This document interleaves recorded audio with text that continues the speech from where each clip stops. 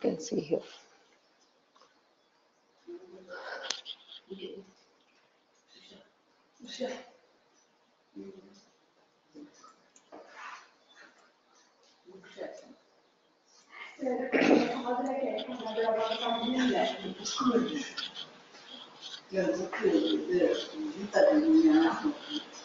ॐ पार्थाय प्रतिबोधितां भगवता नारायणेन स्वयं व्यासेन ग्रथितां पुराणमुनिना मध्ये महाभारतम् अद्वैतामृतवर्षिणीं भगवतीम् अष्टादशाध्यायिनीम् अम्ब त्वामनुसन्दधामि भगवद्गीते भवद्वेषिणी। नमोऽस्तु ते व्यासविशालबुद्धे पुल्लारविन्दायतपत्रनेत्र येन त्वया भारततैलपूर्णः प्रज्वालितो ज्ञानमयप्रदीपः प्रपन्नपारिजाताय स्तोत्रवेत्रैकपाणये ज्ञानमुद्राय कृष्णाय गीतामृतदुहे नमः। सर्वोपनिषदो गावो दुग्धा गोपालनन्दनः पार्थो वत्स सुधीर्भोक्ता दुग्धं गीतामृतं महत्। वसुते वसुतं देवं कंसचाणूरमर्दनं देवकी परमानन्दं कृष्णं वन्दे जगद्गुरुं। भीष्मद्रोणतटा जयद्रथजला गान्धारनीलोत्पला शल्यग्राहवती कृपेण वहनी कर्णेन वेलाकुला अश्वत्थामविकर्णघोरमकरा दुर्योधनावर्तिनी सोऽधीर्णा खलु पाण्डवैरणनदी कैवर्तककेशवः पाराशर्यवचः सरोजममलं गीतार्थगन्धोत्कटं नानाख्यानककेसरं हरिकथा सम्बोधनाबोधितम्। लोके सज्जनषट्पदैरहरः पेपीयमानं मुदा भूयाद्भारतपङ्कजं कलिमल प्रध्वंसिन श्रेयसे। मूकं करोति वाचालं पङ्गुं लङ्घयते गिरिं यत्कृपातमहं वन्दे परमानन्दमाधवम्। यं ब्रह्मा वरुणेन्द्ररुद्रमरुतः स्तुन्वन्ति दिव्यैस्तवैः वेदैः साङ्गपदक्रमोपनिषदैः गायन्ति यं सामगा ध्यानावस्थिततद्गतेन मनसा पश्यन्ति यं योगिनः यस्यान्तं न विदुःसुरासुरगणाः देवाय तस्मै नमः।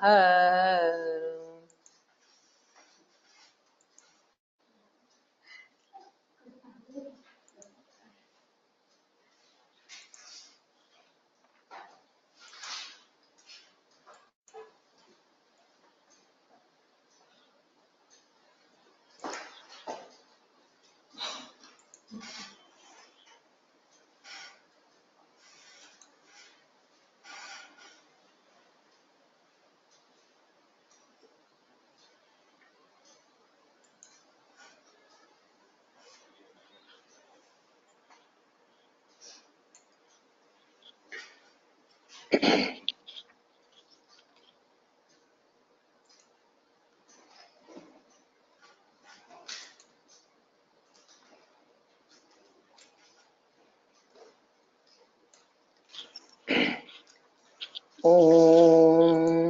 Sadashiva-Samarambham Shankaracharya-Madhyamam Asmadacharya-Paryantam Vande Guru-Paramparam. Om.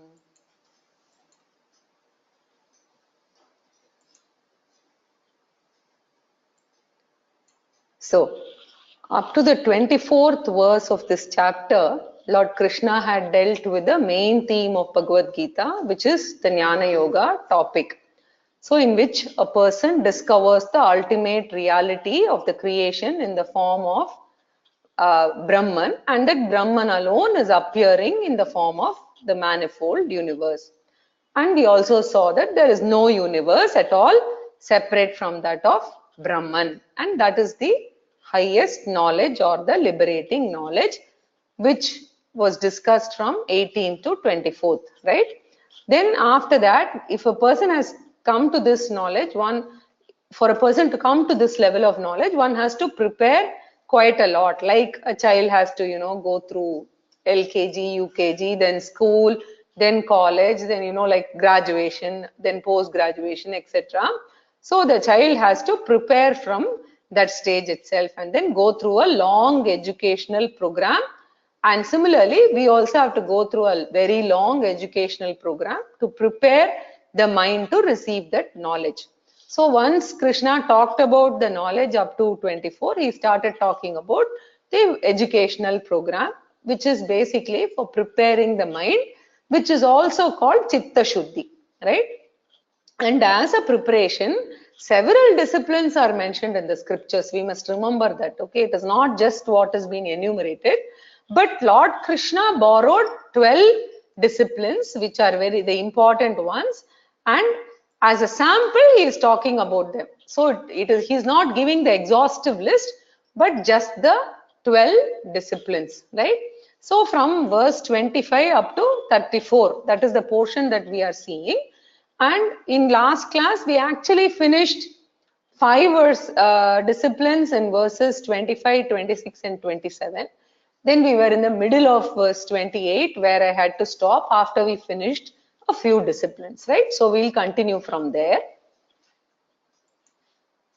So we saw Atma Nivedana Yajna, right? The first one, 25th verse, and which is, where you actually offer Jivatma itself into Paramatma, Atma Nivedanam. That is the first kind. The second one is Deva Yajnaha, which means varieties of Vedic fire rituals, which were popular in the Vedic days, like Agnihotram, Aupasanam, etc. Then we also saw Vishaya Bhoga Yajnaha in verse 26. Whenever we are enjoying any sense pleasures, right? Legitimate dharmic sense pleasures, look upon it as a gift from the Lord himself. That was Vishaya Bhoga Yajnaha. Ultimately, it goes to the Lord who is within oneself. So even while eating, you might have heard about this. We say, Annam Brahma Raso Vishnu Bhokta Devo Maheshwaraha Evam Nyatva tu yo bhunte Anna Doshona Lipyate. Basically, if you Annam Brahma, that is the food that I eat also is nothing but in the form of Bhagavan only. Very similar to Brahmarpanam Brahmahavihi, but remember that this is at the Vyavaharika plane. So you are now talking about God as the personal Ishvara. So Annam Brahma, the food that I eat also is nothing but in the form of Bhagavan. Raso Vishnuhu, the varieties of nutrients, right, that nourish our body, which sustains our body. That is Vishnu, right? And Vishnu maintains the body, and it's basically all the carbohydrates, protein, fat, salt, etc., right? And who is consuming the whole thing? Lord Shiva, Bhokta Devo Maheshwaraha. He alone swallows everything. This awareness, when I have, right, eating also, when I have that, it becomes a yajna. It is called Pranagnihotra Yajnaha. In Chandogya Upanishad, it is called Pranagnihotra. Not mere eating, but we must remember the Lord and eat with this awareness. Then it becomes Vishaya Bhoga Yajnaha. And this shloka says that if you do this, even food poisoning will not affect you, right? So especially nowadays we eat a lot outside. So it is after all a simple verse that we can always remember and say before we eat, right? So this is Vishaya Bhoga Yajnaha. The fourth discipline mentioned in the 26th verse is Indriya Nigraha Yajna, very, very important discipline. Sense organs must be my own obedient servants. They should never be allowed to become my master. They should not command me. We should be able to have control over them, right? So we completed, in fact, in verse 27, Mano Nigraha Yajnaha also, which is the mind control. Even when there are temptations around us, we should remain restrained, and although they are available around us, we don't consume it, or we don't watch, say, TV, or we don't indulge in excessive whatever phone or whatever it is right in front of us, all of them being there. That is the difference between Mano Nigraha Yajnaha and Indriya Nigraha, right? So I also said that Indriya Nigraha is Damaha, which we saw in Tattva Bodha, and Atma Samyama Yajnaha is Shamaha. Both these come under Shamadhi Shatka Sampattihi, right?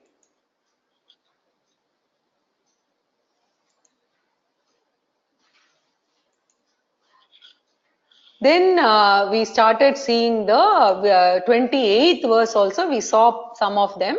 We saw the first one, Dravya Yajnaha, which is, related with charity, right? Any form of charity with this awareness that it is all God's going back, to people.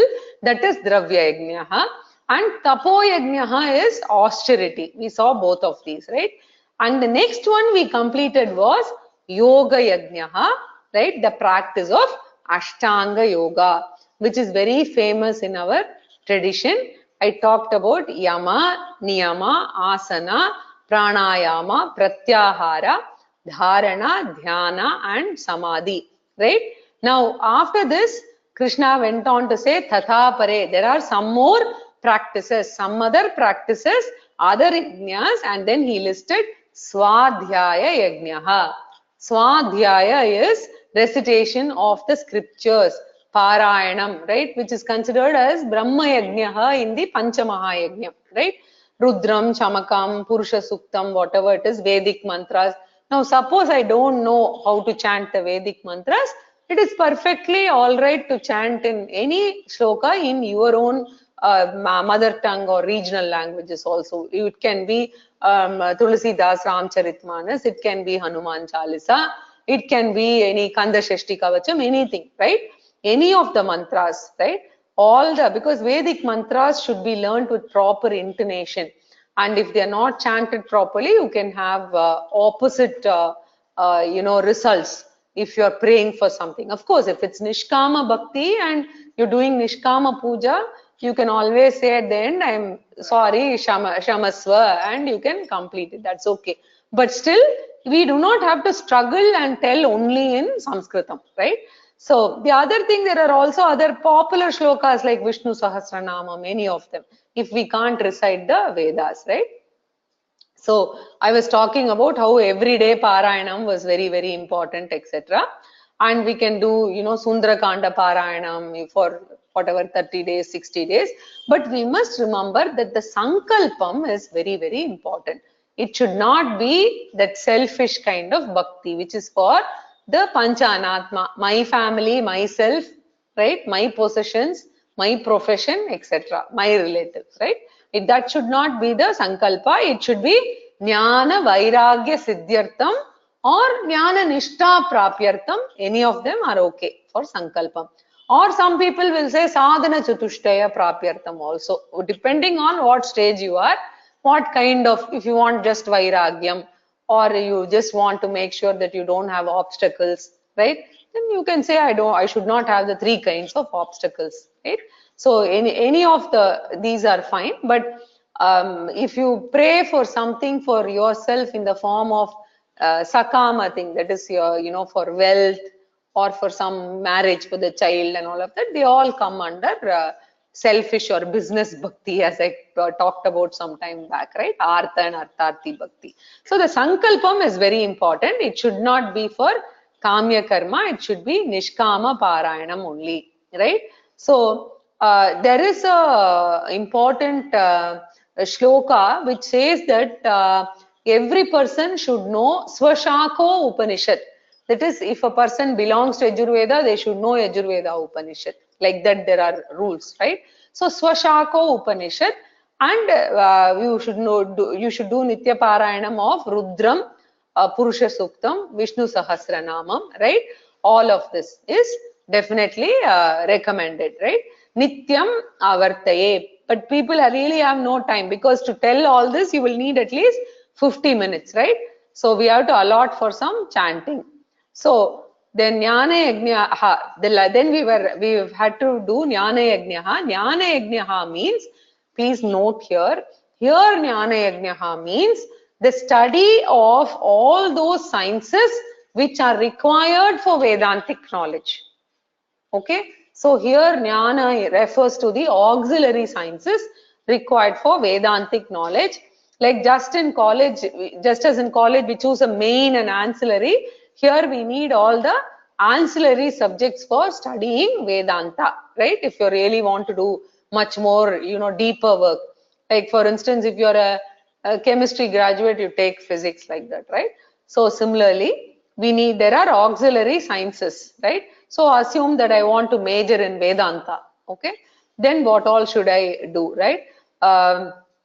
First is, for instance, if we are, say, doing Taittiriya Upanishad Bhashyam, then we need to know how to do the grammatical analysis of the Bhashyam, of the Taittiriya Upanishad. So for that you need Vyakarana Shastram, right? So that is grammar and analysis. Then it also Pata Shastram, how to read it, right? All of those come under that. Then the second thing is, we should also learn about the method of interpretation. How to interpret, right? There are 3 words, the one word has 3 meanings. How do you interpret, etc., right? For instance, our constitution is there. We have constitutional experts to interpret the constitution. So similarly, you need people who are experts at interpretation. So interpretation is referred to as Nyaya or Tarka Shastra. Okay, so that is the interpretational science. Then other than that, we are also supposed to know how do we actually break up the words and understand, etc., which is called Mimamsha Shastra, right?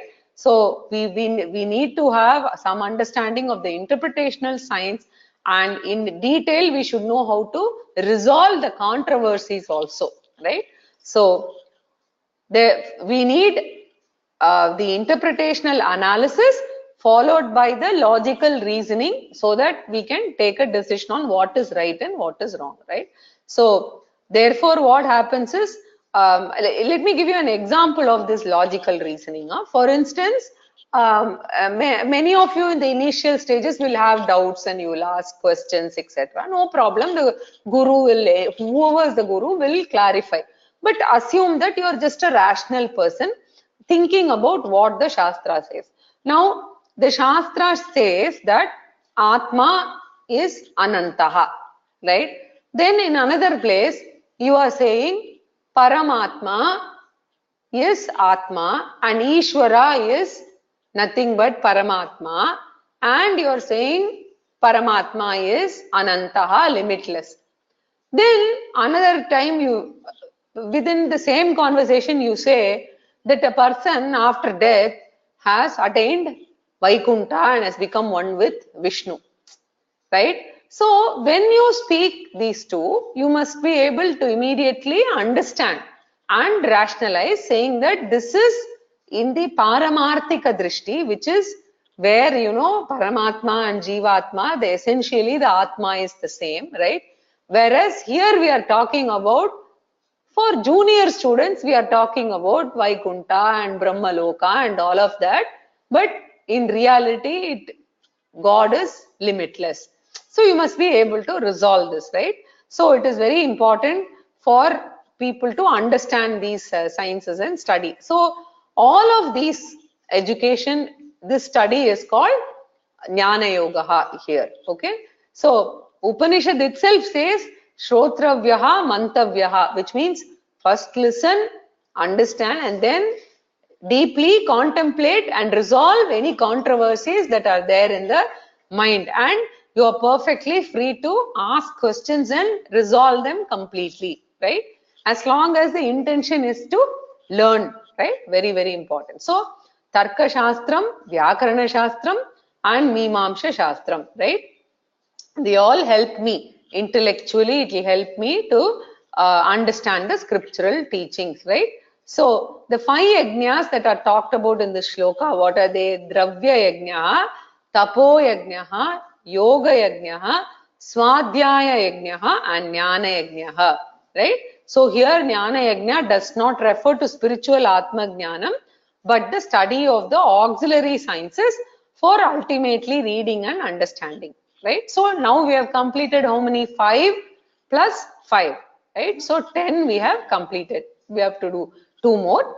Before that, we'll see the meaning of this. Yataya samshita vrataha. Lord Krishna says that these can be practiced by only those who are committed to spirituality. Casual people for whom Gita is time pass, they cannot practice anything seriously, right? But those who are committed seekers, they follow this and they are called yatayaha. The word yati in general means sannyasi, right? So here they are referring to any grihastha or sannyasi who is a serious and committed seeker, right? Committed people, samshita vrataha, who take to various disciplines by taking a vow and they continue with the vow. Not that, one day they say, I'll get up at 4 a.m. every day, and then next day onwards, one day they will get up and then forget about it. Second day, they will be off to their 7 a.m. schedule again, right? But this is very serious vrataha, right? So for instance, if you say that you will not consume food, then you should not consume food on that day, like that, right? So we need serious, committed individuals who are on that scriptural study. They are the ones, it is recommended that they practice one or more of these yajnas, which will purify their mind finally. So it will result in chitta shuddhi, which means jnana yogyata prapti, and then they can get the jnanam firmly established, right? So very, very important. Now, so samshita vrataha means people who are serious, the people with firm resolve, right? So the meaning of this is others of right effort, right, and of firm resolve are practitioners of charity as a yajna, austerities as a yajna, yoga as a yajna, and the recitation and study of scriptures as a yajna. That's the meaning of this 28th verse, right? So we have seen in all 10, starting from Atma Nivedana Yajna to Jnana Yajna. We are going to see 2 more very, very important yajnas. One is Pranayamaha, verse 29, and Ahara Niyamaha in verse 30, right? Continuing. Apane juhvati pranam, apane juhvati pranam, prane panam tata pare, prane panam tata pare, pranapanagati ruddhva, pranapanagati ruddhva, pranayama parayanaha, pranayama parayanaha. Now, in this 29th verse, Lord Krishna is introducing the 11th spiritual discipline in the form of pranayama abhyasa, right? Ayamaha means regulation, pranayamaha means pranic regulation. So prana is supposed to be our intermediary layer of personality. Do you remember? We said Annamaya Kosha, Pranamaya Kosha, Manomaya Kosha, Vijnanamaya Kosha, Anandamaya Kosha, which is the Pancha Kosham. So the layer that is sandwiched between Annamaya Kosha and Manomaya Kosha is Pranamaya Kosha. Very, very important topic I'm going to speak now, which is very practical and useful, right? And doctors also will now be able to connect very well with this, because the scriptures speak about the important connection between breath, mind, and the physiological layer, right? Annamaya Kosha and Manomaya Kosha. In between, Pranamaya Kosha is the connect, right? So, Prana is the intermediary layer, right? In Vedanta, Introduction to Vedanta, we saw this. So, in case people are interested to go back and revise now, it's the right time. You can go back and revise that, right? At least go through the Panchakosha chapter, right? So, we talked about 5 layers of personality, and now this is the one that is responsible for the pranic energy, that is the Pranamaya Kosha. And we saw how many 5-fold physiological function, right? Prana, the respiratory breathing; Apana, the excretory function; Vyana, the circulatory function; Udana, the reversing function or security function; and Samana, the digestive function, right? Udana is the one which fights any foreign object, like causing vomiting, etc. And we also understand that Udana is the one that is responsible for the last breath to leave the body, right? So that is the function of the Udana. Now these 5 together constitutes the pranic energy in our personality, right? Now the inner layer is Manomaya and Annamaya is our outer layer, right? So once you regulate Pranamaya, what happens? You get 2-fold health, right? One is physical health, which will improve, and another more important thing is psychological health will improve, right? So especially nowadays we have so much of stress, strain, anxiety, worry, etc. So here it will really be helpful when we practice pranayama, right? So pranayama is a very wonderful exercise which will benefit both Annamaya Kosha, the physical health, as well as Manomaya, the psychological health. Mind will calm down when we practice pranayama, right? That's why before all rituals, immediately after Shuklam Bharataram, right, we do pranayama. They hold the nose and chant Gayatri, right? And we do it ritualistically. People don't understand the significance. The reason is, before any ritual, we sort of withdraw the mental energy from outside world, so that the mind can be channelized in the puja that I do. It is channelization. Thus, pranayama is considered a very, very useful and important discipline. Therefore, Lord Krishna devotes one full shloka for talking about pranayama practice, right? So, in our scriptures, pranayama is very, very highly glorified. Not only that, a very elaborate science is developed around pranayama, right? So, of course, we have to practice those advanced. If we need to do that, then we have to go to a proper guru and learn, right? But here Lord Krishna is talking about simple pranayama, but quite elaborate, right? As the slow breathing in, inhalation, and thereafter maintaining the breath, and then slow exhalation, right? That slow is very, very important. Slow inhalation or breathing in, then retention of the breath in the lungs for some time, and then slow exhalation, right? Now, when we do this, if we do it with some nama or mantra, right? Or we can do it without also. When we do it with the mantra, it is called Sagarbha Pranayama, right? When you don't add anything, it is Agarbha Pranayama, right? So, generally in our tradition, Sagarbha Pranayama is prescribed, in which a person chants some mantra or other. In Sandhya Vandanam, they have pranayama mantram itself, right? Om Bhu, Om Soha, Om Maha, Om Jana, then it continues, right? So that is the inhalation part. Then for the exhalation also, they have another mantra, right? So if a person does not know that, it is not necessary that you have to be initiated into Gayatri mantra, right? So, or you should have had a thread ceremony or anything. So a person can, chant either Namah Shivaya or any other. It can even be Aham Brahmasmi, whatever, but with pranayama, right? So along we can do it, and this is called Sagarbha Pranayama, right? The process by which I do inhalation is called Purakam, right? Maybe many of you already know this because you are practicing pranayama regularly. But the process by which I do inhalation is called purakam.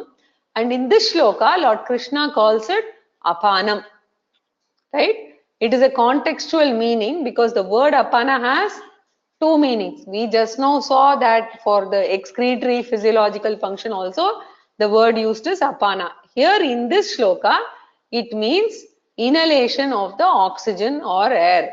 Another name for apana is purakam.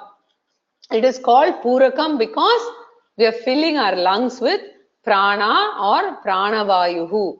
So pranavayuhu is the one that is getting filled in during purakam. And after filling the lungs, what happens? The lungs is in expanded condition, right? It looks like a pot.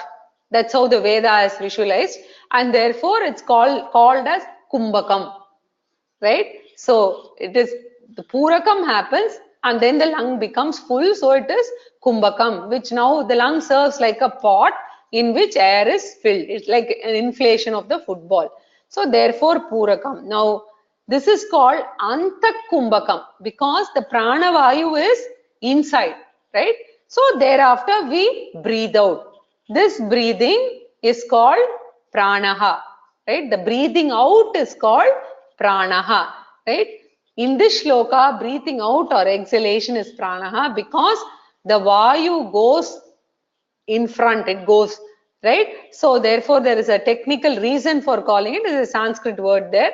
So that is called pranaha, right? So inhalation is called apanaha, right? Because adho gamanavan vayuhu. The other one is prag gamanavan. So we won't get into the Sanskrit part. So the inhalation part is apana and the exhalation part is prana, right? So vayu goes downward from the nostril to the lungs and then it goes after the kumbhakam, it goes out as prana. So prana is exhalation, right? And this pranic process is also called rechakam, right? So the going out is called rechakam, right? So it is also, rechakam means emptying or evacuation of the lungs of the prana totally, right?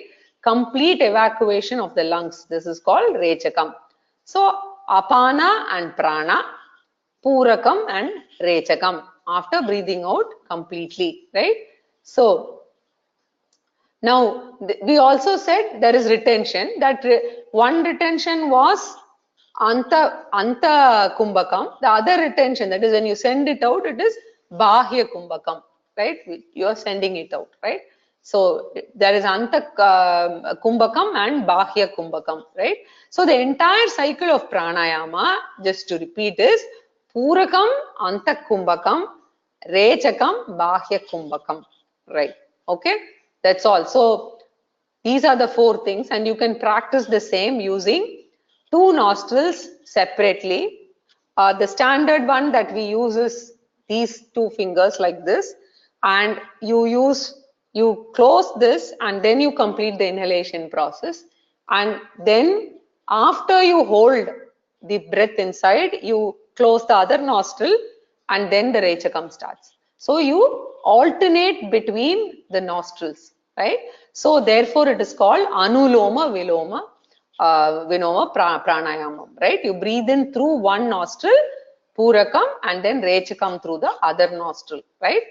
That's why they keep the hands like that. That's the significance to do that, right? So they do that. Fine. And so the simple pranayama is considered to be extremely useful for the physical health, the emotional health, the intellectual health and spiritual health, and it is actually considered to be the cheapest medicine. You can actually feel this by doing pranayama. Blood pressure comes down, and during stressful situations, even in office, right? Suppose you're in office and morning you have done your pranayama and gone, and you are between stressful meetings, just taking 2 minutes off and doing this pranayama significantly brings down stress levels. You can actually try this, right? So but then anything you have to practice for 21 days to start feeling the effect of it, right? So Krishna is prescribing that here, and he presents it like a yajna, right? He visualizes whatever I told now as a yajna. How does he visualize, right? So Lord Krishna says, that is the reason why I had to explain all of this. And I also thought that it is very useful practice, right? So Lord Krishna says, when we are practicing Purakam, right? At that time, Purakam is functioning in the respiratory system, right? And when Purakam is functioning, you cannot practice Rechakam. One follows the other, right? So you can try. You can only do one at one time, especially when you're closing your nostrils and doing, right? So what happens is you do one and then you hold and you let go the other one, right? So Lord Krishna says this is exactly like offering the Rechaka as an oblation into the fire of Purakam. Can you see the imagination of Lord Krishna? So when you offer an oblation into the fire, the oblation disappears. Right? Like you pour ghee into the fire, the ghee will disappear. Right? So the fire is very much evident. The oblation is that which disappears and the fire is that which causes the disappearance of what? The oblation. So Lord Krishna says, when you're practicing Purakam, Rechakam disappears, right? Rechakam is disappearing. In the presence of Purakam, Rechakam can be visualized as the oblation which disappears. So alternatively, in the presence of Purakam, you can visualize Rechakam as the oblation. The presence of Rechakam, you can visualize Purakam as the oblation, right? So it can be imagined that way, right? So this is how Lord Krishna is visualizing, right? So in the Puraka Pranayama, Purakam becomes the fire, Rechakam becomes the oblation. Thus Puraka Pranayama is Yajna number 1. Rechaka Pranayama is Yajna number 2. And what is the third Pranayama? Lord Krishna says, when you're practicing Kumbhakam, meaning retaining the breath after inhalation, right? At the time of retention, right? You are neither inhaling nor exhaling, right? At the time of Kumbhaka Pranayama, right? So both Purakam and Rechakam simultaneously disappear when you are holding your breath in Kumbhaka Pranayama. Therefore, in that, Kumbhakam becomes the fire and the two oblations are there. What are the two oblations? Purakam and Rechakam. Both of them disappear into that, the fire of Kumbhakam. That this is a visualization of Puraka, Rechaka, Kumbhaka, Pranayama as threefold Yajnaha. Now, if we look at the shloka, we'll be able to understand. Apane, right? Puraka, Pranayame. In the practice of inhalation, Pranayama, Pranam Juhvati. Exhalation is stopped and it is offered into the inhalation. And during the practice of inhalation, Pranayama, exhalation is stopped, which means it is as though offered into the fire of inhalation. So, Pranam Juhvati, right? So, similarly, Prane, the second part, Prane, while practicing Rechaka Pranayama or exhalation, breathing out, inhalation is stopped. That means inhalation is as though offered into the fire of Rechakam. So, this is called Rechaka Pranayama, Apanam Juhvati, right? So, the second part of the first line, right? So, then Prana Apana Gatirudva, stopping both the inhalation and exhalation simultaneously. Then we have to complete the sentence. Krishna doesn't say Kumbhaka Pranayamam Kurvanti. That is, by doing this, you will do Kumbhaka Pranayama, right? So, all the three are covered here, right? So, the people practice all of these three kinds, right? And those who practice are committed and dedicated to the vigorous practice of pranayama as a spiritual sadhana, right? In fact, by practicing it as a spiritual sadhana, it will anyway give you the side benefits of health improvement, digestion improvement, blood pressure, all of this. Even mind will calm down and you will also have good digestion, etc., right? So, this is something that even scientists and doctors accept, that something which was practiced even 5,000 years back and talked about in the Vedas is having very profound effect on the health of the person, right? So, So we are basically taking the involuntary breathing, which we, ignore most of the time, right? But it is the main thing that's keeping us going, and we are converting that into a yajna, right? Very, very important one. So once you start practicing pranayama this way, it becomes a voluntary practice. So you are aware of the breathing, and apparently there are people who can practice this and can stop the breath for several minutes because of having practiced kumbhaka pranayama, right? So this is what, these are benefits of practicing for a long time, right? So of course the recommendation is that twice or thrice a day, if you can do it, is better, and your blood test results and everything will show that it is much improved, right? So, and also one important point is pranayama is also given as a prayachita karma for sannyasis, because sannyasis don't have any other way of doing prayachitam. So pranayama is prescribed for violation of any sannyasi discipline, right? So we can also do, that's not a problem, right? So this is the 11th sadhana, and now we have to go to the 12th and final one, which is in verse 30. Before that, the meaning of this: committed to pranayama, others offer exhalation into the fire of inhalation and inhalation into the fire of exhalation, restraining the movements of both inhalation and exhalation. Some others offer them into the fire of retention.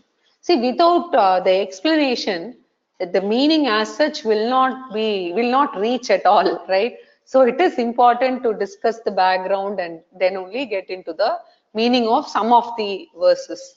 And as Swamiji says, every time we have to be thankful to the acharyas like Shankaracharya and the later acharyas who have written elaborate commentary and explained all of this, right? Continuing. Apare niyataharaha, apare niyataharaha, pranan praneshu juhvati, pranan praneshu juhvati, sarve pete yajna vidaha, sarve pete yajna vidaha, yajnashapita kalmashaha, yajnakshapita kalmashaha. This one is also an extremely important discipline which is prescribed in the Veda, right? All of these are extracted from the Veda. Bhagavad-gita is actually a secondary scripture which has extracted ideas from the Veda. Why Gita is a Smriti Pramana, right? Not Shruti. Smriti means received, based on whatever is received through the Vedas, somebody has documented or written, right, and developed it. So this is Lord Krishna's teaching, and obviously Vedavyasa has written it, right, and he has extracted the source. The source is the Veda. This discipline is highlighted in the Veda also, which is Ahara Niyamaha, food eating discipline. It is considered to be extremely important, and especially if one is a spiritual seeker, indiscipline in Ahara is not only bad for our physical and mental health, but it is also considered as a producer of papam, right? So overeating is considered a papam, for which there is a special prayachita mantram called Agamarshana Sutram, right? So it comes in the Mahanarayana Upanishad, which we are supposed to chant during Snanam, right? In that one mantra, it comes and it says, Ati Ashanat, I have done the papam of overeating. Thus, Ahara Niyamaha is considered very, very important, and both the quality and quantity of food, and also the attitude, right, is very important at the time of eating. The attitude with which eat, right? Eating is considered as a form of puja. We will see that in the 15th chapter of the Bhagavad Gita, right? And the Lord Krishna says, I am the digestive fire in your stomach, Vaishwanaraha Agnihi, Vaishwanara Agnihi.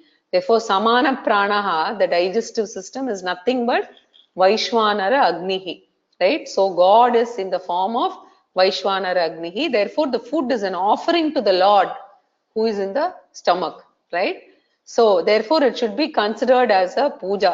You're supposed to do it at a proper time, proper place, not standing but sitting. Buffet and all are not permitted at all.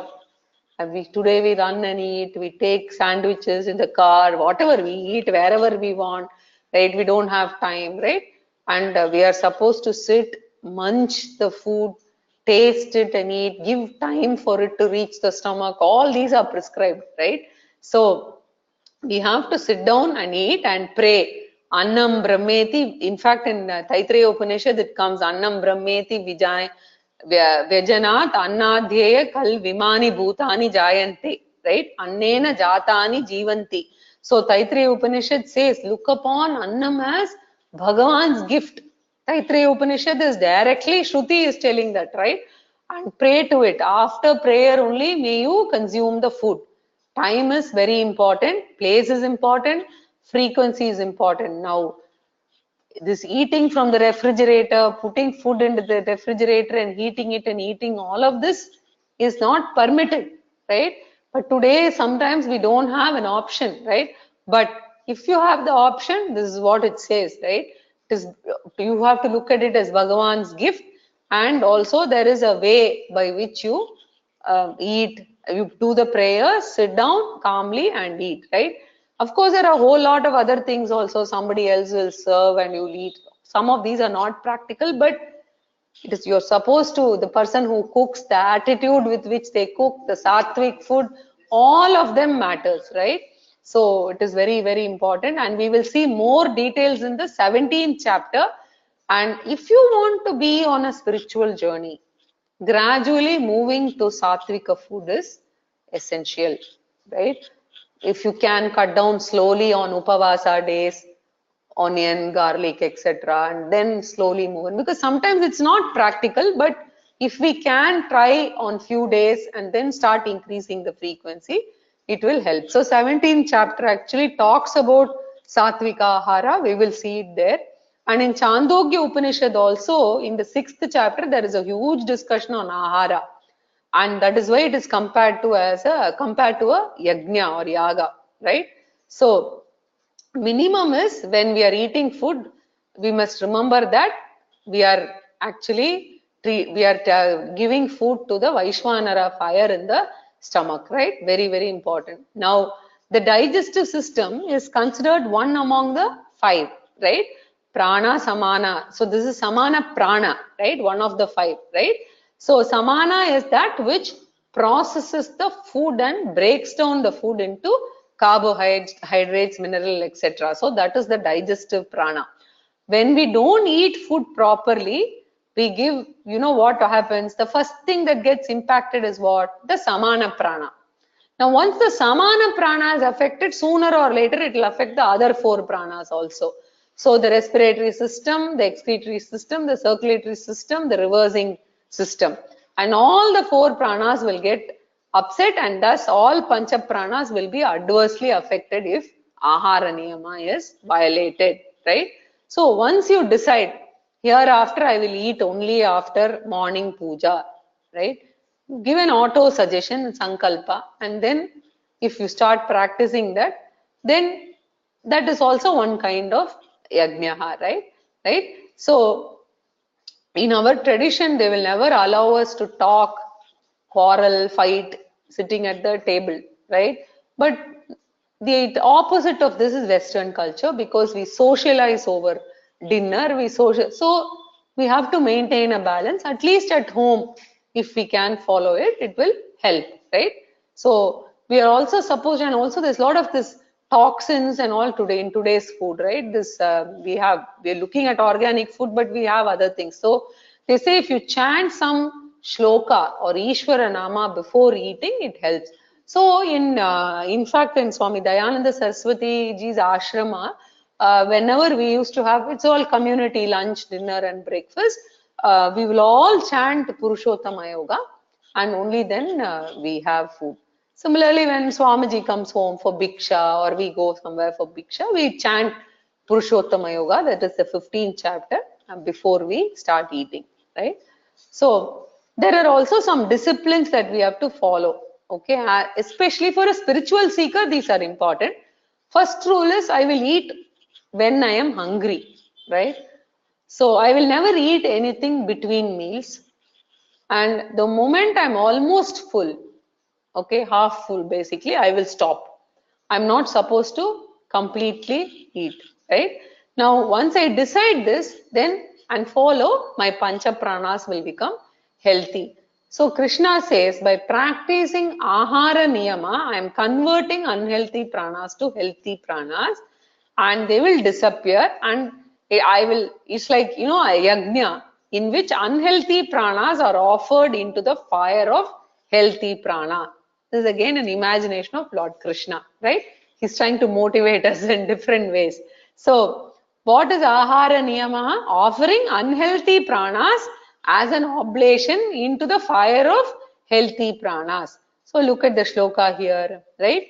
Apare, some other spiritual seekers, niyataharaha, by following food regulation or eating regulation, right? We're not talking about total fasting here, right? That we'll see later anyway, right? This is just regulation. Niyataharaha sadakaha pranan juhvati. So unhealthy pranas they destroy by offering them into the fire, right? Not the local fire, praneshu, by offering it into the healthy pranas. So the first prana is the unhealthy prana here. You see pranan praneshu, right? First is unhealthy pranas. The second is the healthy pranas, juhvati, right? Then Lord Krishna says, Sarve api yajna vidaha, all the people who practice one or more of the 12 disciplines that we have seen, right, from 25 to 30, right, according to their facility, capacity, their body, etc., they can practice one or more of any of these yajnas. So if one is a serious Gita student, this is very important that just listening or understanding the Gita doesn't help. We have to put some of these things into practice and implement, right? So the spiritual journey itself is a journey where apart from Shravanam Mananam, right? Some of these things, maybe it is called even a prerequisite for Chitta Shuddhi, but we have to bring about changes in some of our disciplines. I can see some significant ones that do impact the Grihastha Ashrama. That is our eating on time, sleeping on time, doing exercise, that is yoga, then doing pranayama. All of these become important. And actually they are all cyclical. If you want to do yoga, pranayama and your, walking or whatever it is, and you want to spend time on, say, meditation, you have to get up early in the morning because the Brahma Muhurtam is the best time to do any of these. Automatically, you have to shift your going to bed time automatically. So it has to be early because you need to get your hours of sleep. Otherwise, in meditation, you will sleep, will not meditate. So they all become cyclical and you will have to eat at 7 o'clock if you have to go to bed early, right? So everything gets, if you're committed and a serious spiritual seeker, everything starts falling in place over a period of time, right? And also your priorities in life change because you become more serious as the years go by, right? So Gita, when you're practicing, right, we need to do all this. Of course, you can always quote any two verses from the Gita in any management seminar and get away. People will think, oh, you're knowledgeable, only you know what you know, right? So very, very important point. So Lord Krishna calls yajna vidaha, basically a yajna practitioner of spiritual sadhakas, right? Yajna shapita kalmashaha. By practicing these yajnas, they will remove all the impurities from their system. All the toxins will be flushed out, right? So Annamaya Kosha will become brighter, which is a real good side effect, right? So your body will look better. You will anyway not overeat, so you will be slimmer. You will do exercise. Your mental health will be better. So that's why if you see there's a tejas amongst these great jnani gurus, right? Because they follow all of these, and so that brightness you can see, and their pranic energy is also very, very high. Apparently, Swamiji says that there was some foreign scientist who wanted to do some graph, he calls it, I forget the name of the, some Krillian photo or something. They do the pranic energy graph, I believe. And when they do on the Swamiji, it shows up very differently from the others, right? So pranic healing people talk about all that. But for us, FIR reduction, triple C increase, right? So FIR is frequency, intensity, and recovery period after an emotional disturbance comes down, and calmness, cheerfulness, and confidence starts going up, right? So our manomaya impurities, right, and vijnanamaya impurities also start going down, right? So Lord Krishna promises that all these toxins or impurities will be destroyed by the practice of one or more of these yajnas, right?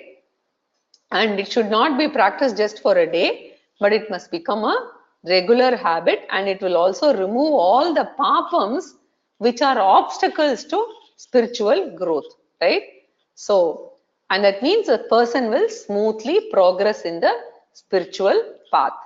So the meaning of this verse is, others of regulated diet offer the pranas into the fire of pranas, and all those performers of yajnas become purified by yajna. Again, this meaning by itself, the two lines, you will not be able to make out anything. Only with the explanation given, we can sort of understand what is meant, right? So these are the 12 yajnahas that we saw.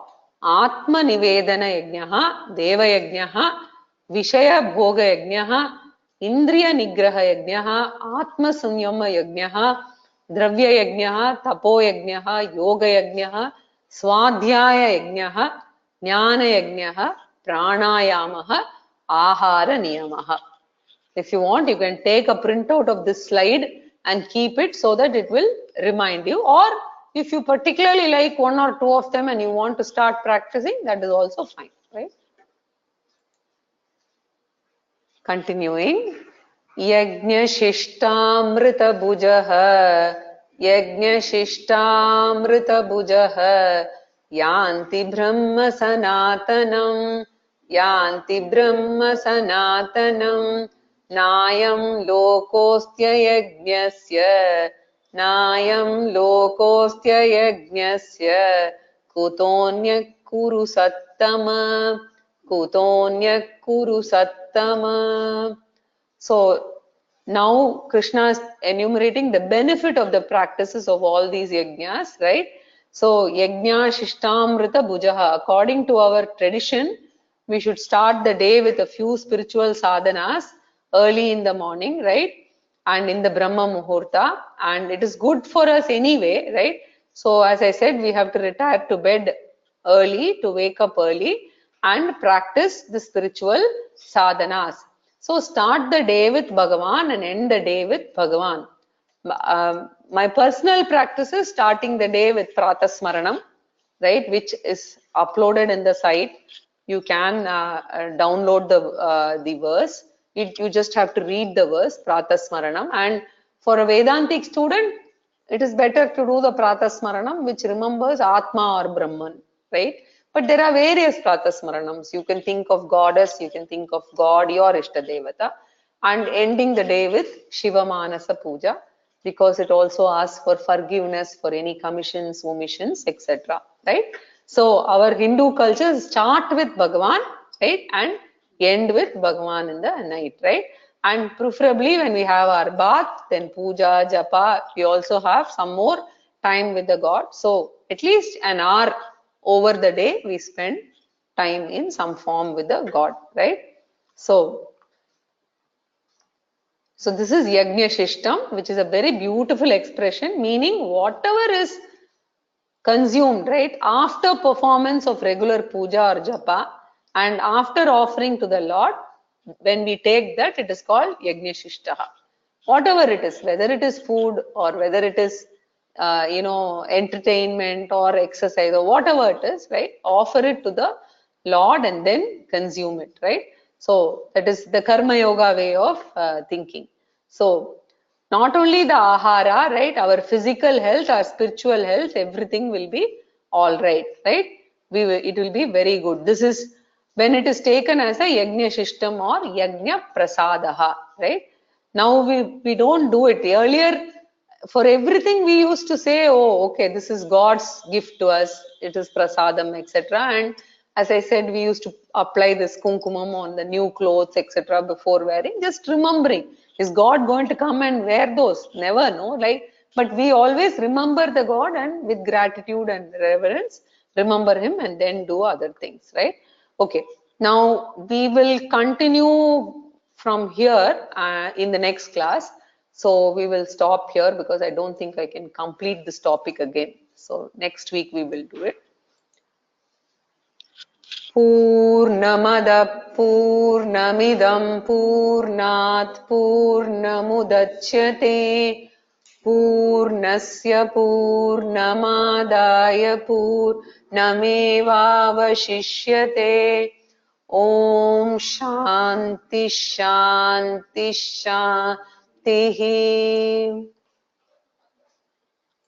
Okay, let me see if there are any questions. Anybody has any questions, you can raise your hand.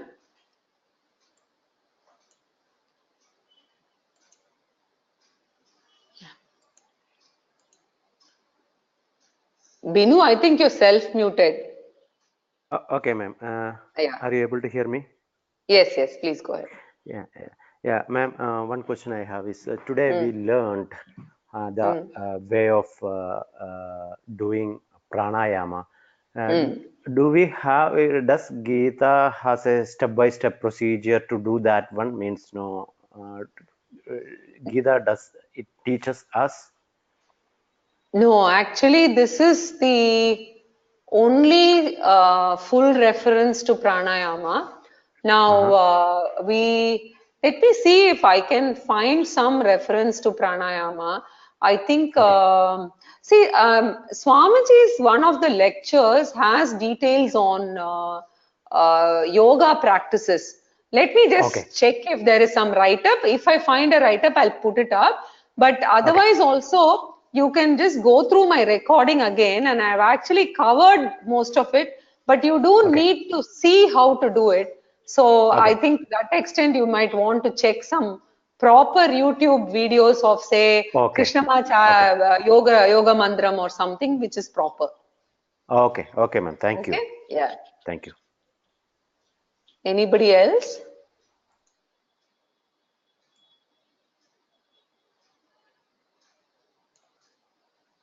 Okay, I don't see any other hands raised here. Yeah, I have some question here. No? I will repeat it for you. 1 second. Yeah, go ahead, Shiva. You were mentioning that overeating is problem, which is again bad. Similarly, other things that you said there is a sloka to overcome. Yes, that is called ahama. Okay, the question was if you overeat and you said there is a pabam, what is the shloka? Is there any shloka for it as prayachitam? That ahamarshana sutram is the prayachitam for it. I'll locate it and I will put it up for you. No problem. Okay. Okay, somebody says they will start Pratasmaranam and Shivamanasa Puja. You don't have to Google it at all, okay? It is there in our site under, I think it's called important shlokas of files. I started putting up all the important files there. So you can just take the Pratasmarana mantram, it's just 3 shlokas. And this one is also Shivamanasa Puja, I think recording and the meaning both are there. So you can just take the script also from there. I've already done that because as I said, in the 6th chapter, when we do Dhyana Yoga, at that time it is better that we start practicing Shivamanasa Puja as a mental worship.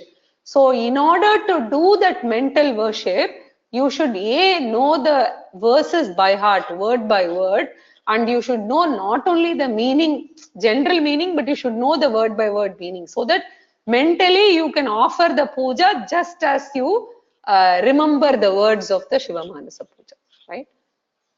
So, okay, there is, I think, no other question here in the Q&A, and let me just check the attendees.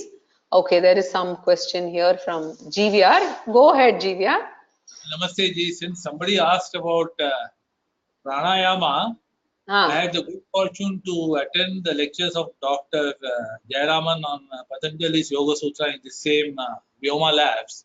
Correct. In fact, very interestingly, even in Patanjali's Yoga Sutra, he has on pranayama has only mentioned inhalation, exhalation, and retention. That is all he has defined. So he was saying it will come as a bit of a disappointment to all of us students then.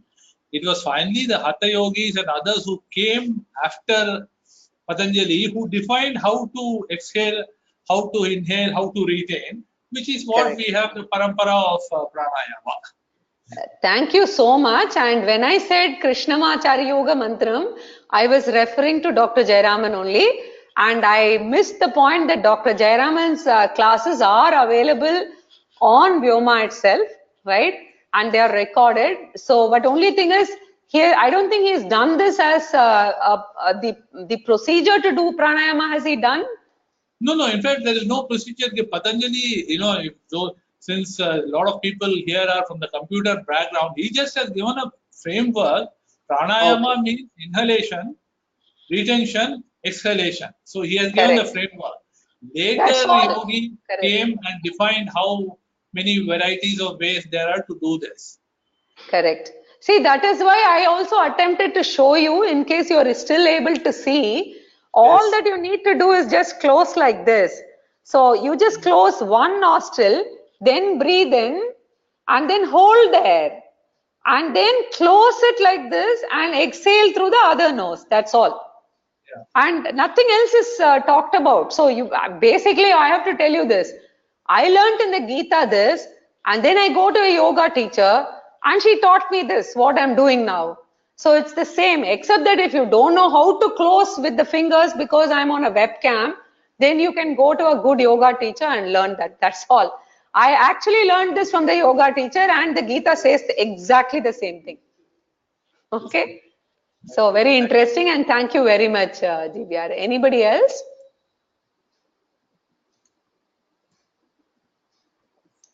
Okay. So we will then meet next week. Hari Om. Thank you.